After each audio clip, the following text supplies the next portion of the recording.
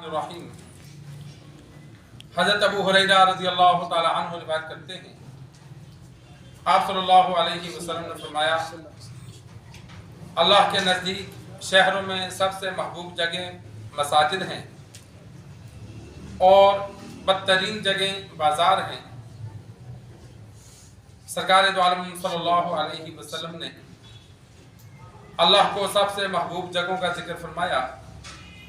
तफसीलन एक रिवायत में मौजूद है कि यहूदी ने आप सल्लल्लाहु अलैहि वसल्लम से सवाल किया था।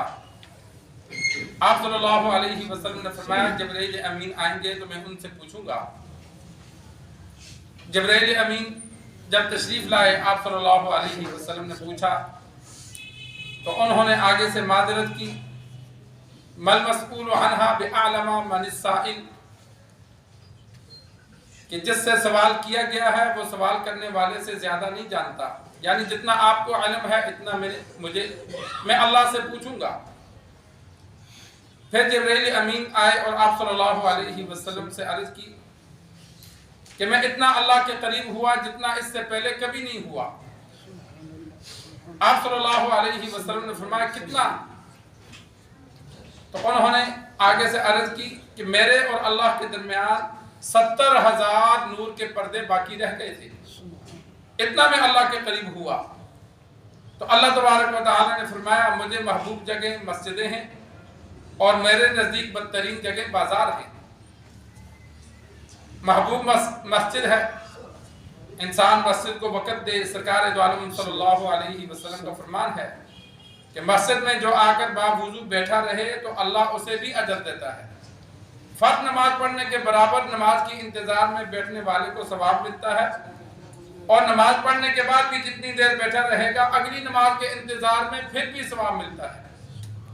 और जब तक मस्जिद में बावुज़ू हो तो फरिश्ते उसके लिए दुआए मग़फ़िरत और दुआए रहमत करते रहते हैं। हाँ, जब वुज़ू तोड़ देगा या मस्जिद में किसी को तकलीफ देगा, ये दो अमल ऐसे हैं जिनकी वजह से फरिश्ते दुआ छोड़ देते हैं। मस्जिद में आकर किसी को तकलीफ दी या वुज़ू तोड़ दिया तो फिर अल्लाह की रहमत के फरिश्ते उसके लिए दुआ छोड़ देते हैं। तो इंसान बावुज़ू होकर मस्जिद में बैठेगा तो अजर ही अजर है।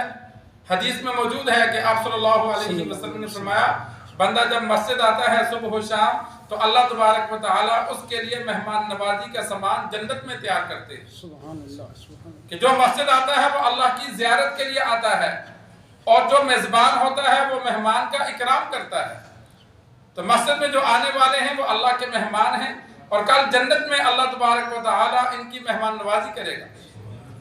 तो इंसान कोशिश करे मस्जिद को वक़्त देने की, बाजमात नमाज भी अदा करे, और अगर वक्त हो तो इंसान कुरान मजीद की तिलावत करे, वैसे बैठकर जिक्र और अज़कार करे। मसाजिद में बैठने पर भी अल्लाह अजर देता है। अल्लाह से दुआ है, अल्लाह हमें दीन सीख कर समझ कर अमल करने की तौफीक अता फरमाए।